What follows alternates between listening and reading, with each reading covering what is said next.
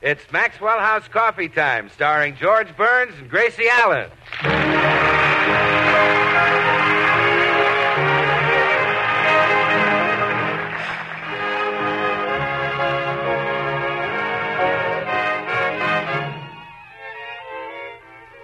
Maxwell House, America's favorite coffee, brings you a new series of programs featuring the domestic adventures of that lovable Mr. and Mrs. George and Gracie. With yours truly, Bill Goodwin, the Les Paul Trio, and the music of Meredith Wilson and his orchestra.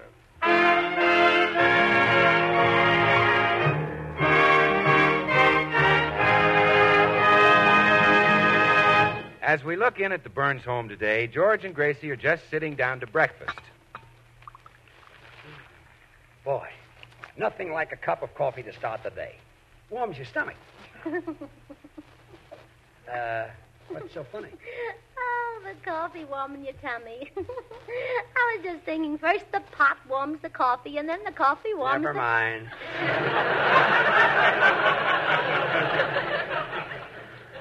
How about some cream? I'm sorry, darling, no cream. How about some butter for the toast? Oh, no butter either. You see, we're new in this neighborhood, and the milkman says that he can only take care of his old customers. But this has been going on for 3 weeks now. Sorry, George. I've done my best to strike up a friendship with the milkman. I always ask how Mamie is feeling, what Verner's been doing, and if Dolores has any new boyfriends. His daughters? No, his cows. No milk, no butter, no cream. How about bacon? The butcher just looks at me and says, sorry, lady, you ain't an old customer. Well, I might as well go out and have breakfast. By the way, where are my clean shirts? Oh, the laundryman is taking care of his old customers, too. Oh. Everywhere you have to be old. George, why don't you try? Forget it. What'll I wear? Well, I washed out your sleeveless sweater myself. I don't own a sleeveless sweater. Yes, you do. I had a little bad luck with the ringer. Thanks, kid. Darn it, this makes me sore. Well, if we want bacon and butter and laundry and things, we'll just have to get in the car and drive back to our old neighborhood where they know us. You can't even do that. The car is on its last legs. I'd be afraid to go around the block in it. Oh, it never was a very good car. Every time I drove it, a fender fell off, or a headlight fell off, or a bumper fell off. Yeah, I know. But I must admit, they sometimes fell off the cars I hit, too. Yeah, those old jobs just wouldn't hold up. No. Why don't we buy a new one? I thought of that, but I can't get a priority. The woman at the ration board says I'm not essential. Non-essential? But I couldn't get along without you. Gracie, she doesn't mean that. You see what? Come in. Well, hello, Meredith. Well, good morning, folks. I hope I'm not intruding. Not at all, Meredith. What's on your mind? Well, I just wanted to get some more advice from Gracie. What's Gracie been giving you advice about? About girls. You know how bashful Meredith is, George. Well, nothing seems to work for me. Gracie said when I was with a girl, I should talk about myself. Well, did you try that? Sure, I did. Just last night I called on a girl, and after we'd sat there for a while, I said, I was born in Mason City, Iowa in 1907. Oh, fine. And what did she say? She said, really? And when did you die?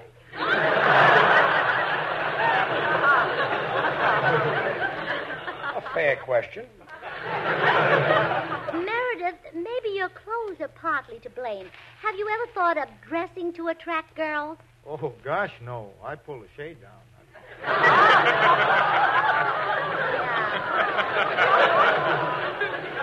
I mean, wear smart clothes. Now, look at George. He dresses to show off his figure. Say, he does have broad shoulders, all right. Well, if you think those are broad, you ought to see his blue suit. I'll take you to meet my tailor, Mr. Russo. Oh, he's wonderful, Meredith. I went in with George to try on his new suit, and he looks just like Johnny Weissmuller. I do, honey?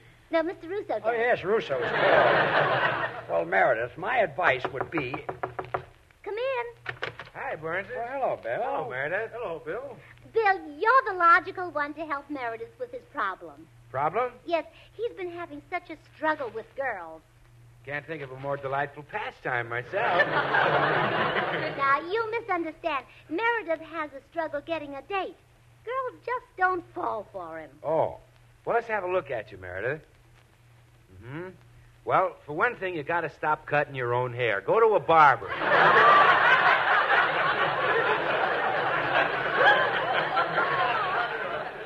But, Bill, they always cut it too short. Now, I'm trying to help you, Meredith. Secondly, when you're out with a girl, take off those glasses. But, gee, Bill, I couldn't have any fun if I couldn't see her.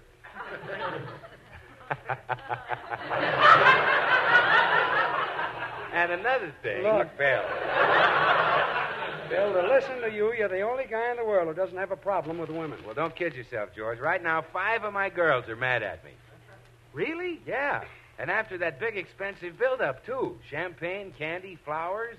They spent a fortune on me. And now all 5 of them have gone over to Van Johnson. Oh, Bill, there are thousands of girls in Hollywood. What do you care about 5? Well, Gracie, a thing like this can grow. Pretty soon there'll be 6 girls in Hollywood who aren't mine. And then 7. I got to nip this thing in the bud. Believe me, I got a problem. Come in. Good morning, Mrs. Burns. Oh, hello, Mr. Postman. Good morning, fellows. Good morning, Mr. Postman. Quite a gathering you have here. Yes, and everyone's brought a problem. How about you? No, I left my wife at home. Still having those little run-ins with the missus, huh? Yes. This morning I was forced to raise my hand to her. She struck me. Oh, how terrible. But you shouldn't have raised your hand to her. I had to. I couldn't get up off the floor by myself. Sounds like your wife's a little grouchy in the morning, Mr. Postman. But a lot of people are that way until they've had a cheerful cup of delicious, fragrant Maxwell House coffee. Yes, but I'm never grouchy in the morning. I wake up with a smile and a song. I feel so wonderful. I just want to take my mail bag and flit from tree to tree. I'm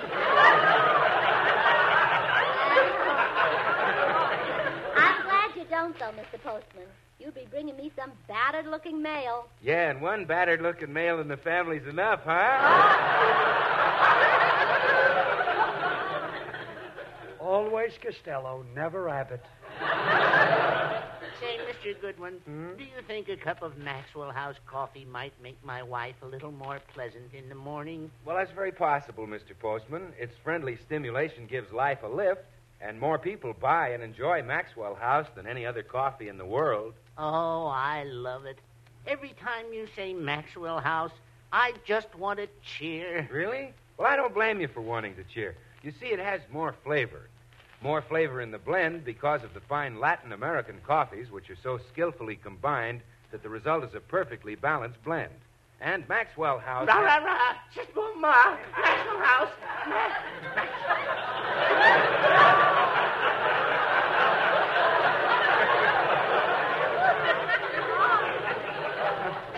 Excuse me, I'm so impulsive. Well, that's okay, Mr. Postman.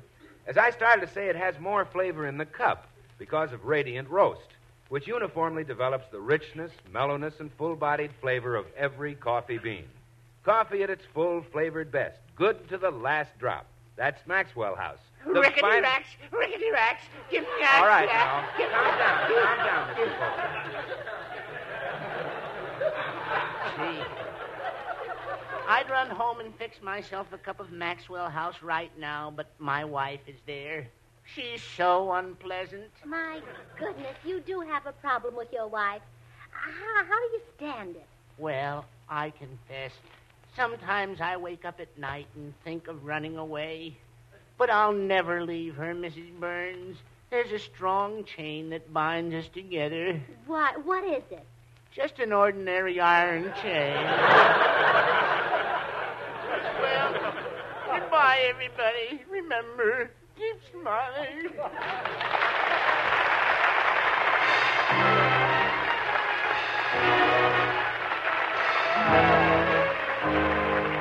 And now here's the famous Les Paul Trio with their latest recording arrangement of Begin the Begin.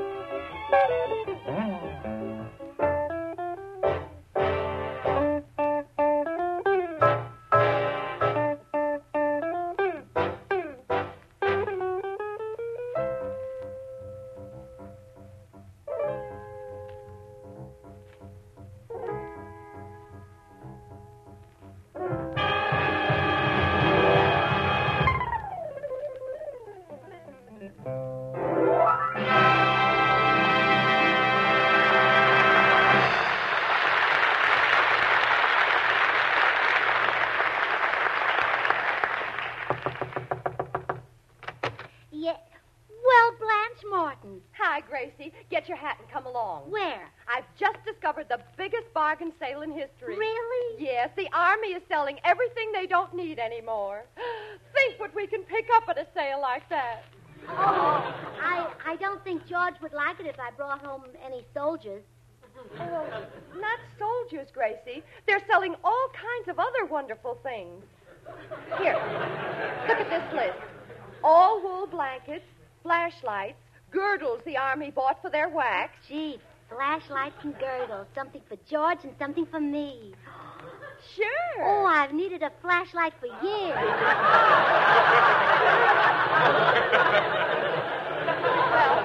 Well, come on, Gracie, get your hat. Oh, no, Blanche. I'm afraid I can't go with you. I couldn't get a penny out of George today.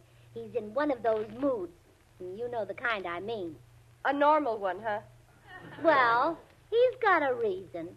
Because we're new in this neighborhood, the butcher won't sell us meat. The milkman won't sell us cream. The laundryman won't take our laundry. And to top it all, the ration board won't let him buy a new car. Oh.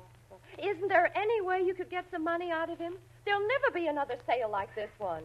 Well, of course, there is one method that's never failed with George yet. Flattery. Flattery? Well, yes. I tell him all kinds of wonderful things about himself. What a wonderful wife he has. How wonderful she looks in her clothes. All kinds of wonderful things. Yeah, well, I think it might be wise to say a few nice things about him, too. Oh, certainly. I don't have to stick to the truth. No. Well, you better think of something fast, Gracie. Look out the window. George is coming up the walk right now. Oh, my goodness. Oh, I know. Jimmy Stewart has always been his favorite movie star. He thinks Jimmy is the handsomest, most charming fellow in the world. Blanche, you just take your cues from me. Hello, girls. I was just... Well, of all people, welcome back to Hollywood, Colonel.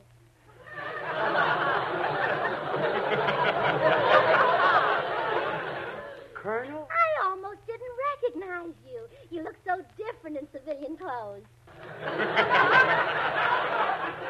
Civilian clothes? Oh, wait a minute, Gracie. There's been a mistake. This man is much handsomer than Jimmy Stewart. Oh, yes, he is. I wonder who... Why, Blanche, it's my husband, George. No. Yes. I'm not giving you any money, so forget it. Oh, but, George, this is a marvelous opportunity. The Army's having a big sale today. I'm not interested. The priority board just turned me down again. I've got my own troubles. Well, if you could see the list of things for sale, you'd change your mind. Here you are, Gracie. Read it to him. 10 Army soup kettles, capacity 500 gallons. Oh! Must have one of those. We might want a light snack between meals. 15,000 feet of barbed wire. Grab it, grab it, grab it. We can string it around the house in case your mother pays us a visit. 500, 105 how? HOW stands for howitzers. That's Army abbreviation.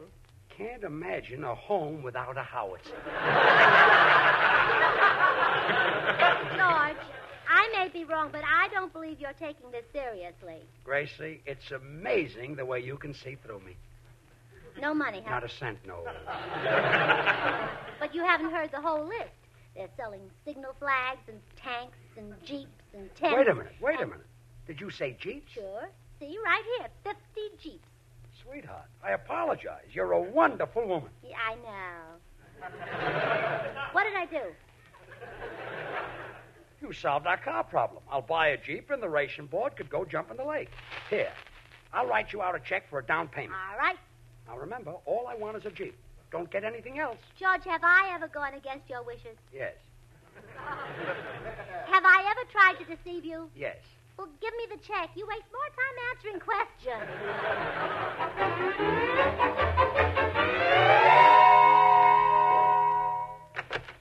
Hello, dear. Well, it was some sale. Really? When do I get my Jeep? George, you never saw such marvelous things in your life. What bargains. The Army certainly does things right. Yeah. When do I get my Jeep? Blanche bought 3 dozen Captain Spars. She's going to use them to pin up her baby's diapers. Is that smart? Yes, that's right. When do I get my Jeep? Well, they were only 50 cents a dozen. Of course, they came with the captains removed. When do I get my Jeep? You should see the marvelous Gracie. Huh? When do I get my Jeep? Your Jeep? My Jeep. Then I bought some Gracie, the extra... Jeep. When do I get it? Well, I didn't buy the Jeep, George. You see, I kind of ran out of money. Ran out of money? What did you do with the check I gave you? Well, I bought something else with it, George, something you'll get a great deal of pleasure out of. I was thinking only of you when I bought it, dear. What is it? 100 pair of nylons. 100 pair of nylon? Uh-huh. You're thrilled, huh? Well, this is fine. I send you out to buy a Jeep, and you come home with 100 pair of stockings? We needed that Jeep. How are we going to get around without a car? Oh, I have that all figured out. We'll hitch ride. Hitch ride? Well, sure. With a pair of nylons and a good strong wind, I guarantee to stop anything on the road. Oh.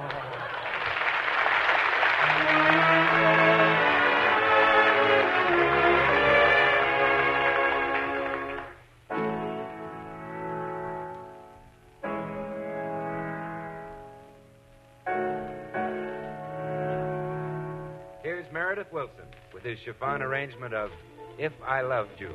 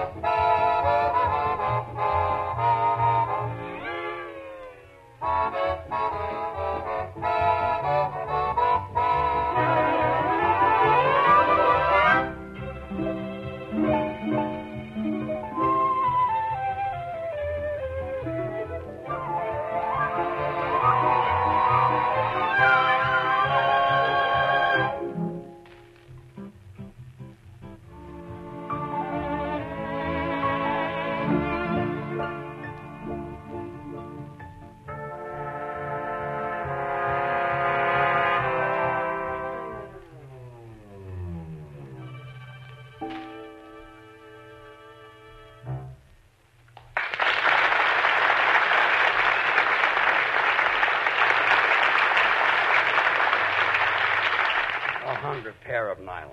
I'm going right down to the Army Supply Center and cancel that order. But, George, think of my morale. For years I've worn nothing but cotton and rayon. They looked all right to me. Oh, that's because you're a husband. You haven't looked at my legs since we were married. I have to. Oh, yeah? Quick, how many have I got? 3. Oh, you came closer than I thought you would have. Yeah, it was a good guess, yes. Goodbye, Gracie. I'm going down and get my check back. But, George, I've told everybody in town that I have nylons. I'll be the laughing stock of all the women. That's tough, kid, but there'll be no nylons delivered. Come in. How do you do? I'm Mr. Bates, your neighborhood butcher. Oh, well, hello, Mr. Bates. I brought you ham, Mrs. Burns, the finest I have in stock. Oh, how wonderful. How much is it? Oh, for you, not a penny. I want you to take it as a gift. A gift? Yes, a little expression of goodwill. Oh, by the way, I understand you have 100 pair of nylons. That's right. They'll be delivered here at 5 o'clock. Splendid. My wife wears size 9. Goodbye. Well, I'll be gone. You see? The nylons did it. When I wore cotton, the best we ever got was codfish. I can't believe it. Hello? Hello, Mrs. Burns. This is Mr. Peterson, the druggist. I was wondering if you could use a few boxes of Kleenex. Well, I certainly could. Shall I come by for it? Oh, no, I'll bring it over myself. Oh, by the way... They'll be here at 5 o'clock. Thanks. Bye. Now we're getting some Kleenex, George. And you wanted to cancel that order. Looks like I was wrong. Well, it's not easy to be right all the time. I find it quite a strain. Yeah. Hi, Gracie. Hey, is this nylon rumor on the level? Absolutely, Bill. Well, I told those 5 girls who were mad at me that you might slip me a few pairs. Well, of course I will. Were they pleased? Please. Right now they're overthrowing rocks at Van Johnson. Well, come back at 5 o'clock and you can have them. 5 pair of nylons for the prettiest legs in Hollywood, eh, Bill? Oh, no, I'm going to give them to the girls. I wear wool.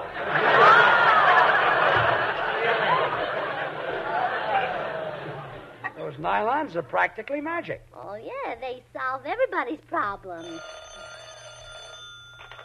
Hello? Hello, Mrs. Burns. This is Mr. Winslow, the milkman. Oh, what size does your wife wear? 9.5. Well, I'll take a gallon of whipping cream. Goodbye. It's uncanny. Wave a pair of those things and you get whatever you want. I wonder if Mrs. Charles Boyer would like a pair. What she got that you want? You're cute. Yeah, I'm cute. Come in. How do you do? I'm Mr. Connors, your neighborhood laundryman. You heard the rumor, huh? Yes, true? True. Good. Where'll I find your soiled garments? Just open any closet, Mr. Connors. They'll fall out. Do you suppose you could get them back in a week? A week? Step aside. I'll wash them right here. You'll find a tub on the back porch. Hello? Hello, Mrs. Burns. This is Meredith Wilson. Oh, yes, Meredith. Say, that story about the nylons is all over town. I'm sort of counting on a pair to give to a girl. Why, of course. Do you think that might make the girls more friendly to you? Hurry and get off the phone, hot lips.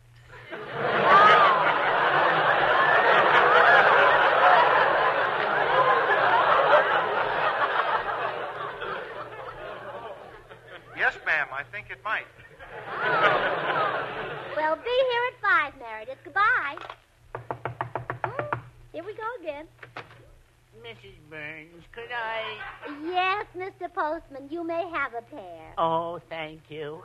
The little woman wears size 13 and a half. Well, George, why doesn't it ring? Why doesn't what ring? The telephone. It's time for it to ring. What did I tell you? Hello? That was the door, Gracie. Oh. Yes? Hello, I'm the lady from your ration board. Oh, yes. You're the woman who said my husband wasn't essential. Did I say that? Mhm. Oh, silly me. Here's your priority. I ran all the way over here with it. I just ruined my stockings, of course. I thought so. Be here at 5.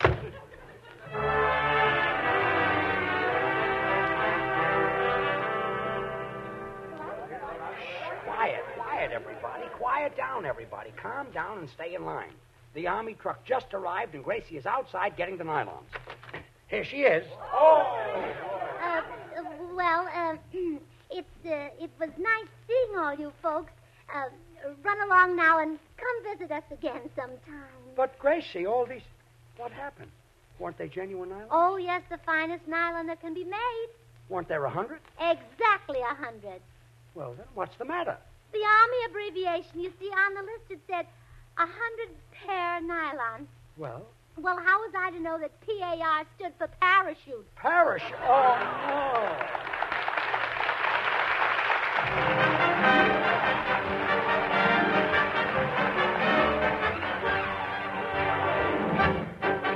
Hey, Meredith, when you play that romantic Latin American music, it makes me think of something mighty choice. A beautiful, dark-eyed senorita, huh, Bill? Oh, no. I think of those choice Latin American coffees that go into the blending of Maxwell House. Me?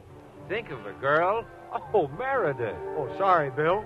And you know the way you blended your musical instruments into that tango is just the way the makers of Maxwell House blend those fine Latin American coffees. They use Manizales for mellowness, Medellins for richness, other fine Latin American coffees for vigor, and Bucaramangas for full body.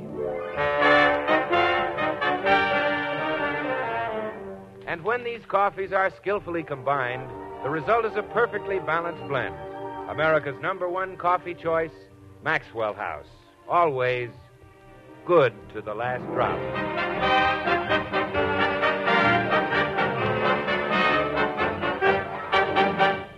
And here's Gracie. We're a little late, folks. Good night.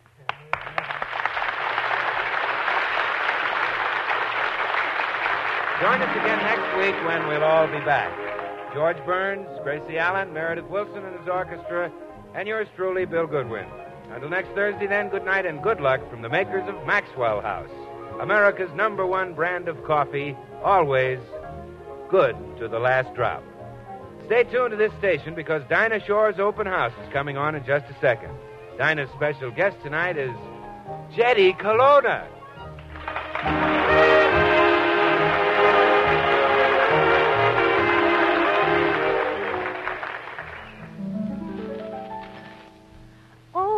Goody Jello pudding tonight. It tastes like Grandma's, only more so. You ain't kidding, that's right. And just as Jello, 6 delicious locked-in flavors can't be beaten. So the proof of Jello pudding's in the eating. The Jello twins are hard to find, but keep on looking in your store. When sugar shortages are over, there'll be more. Just a taste of Jello pudding or of Jello and you know it's the one and only Jello. This is the National Broadcasting Company.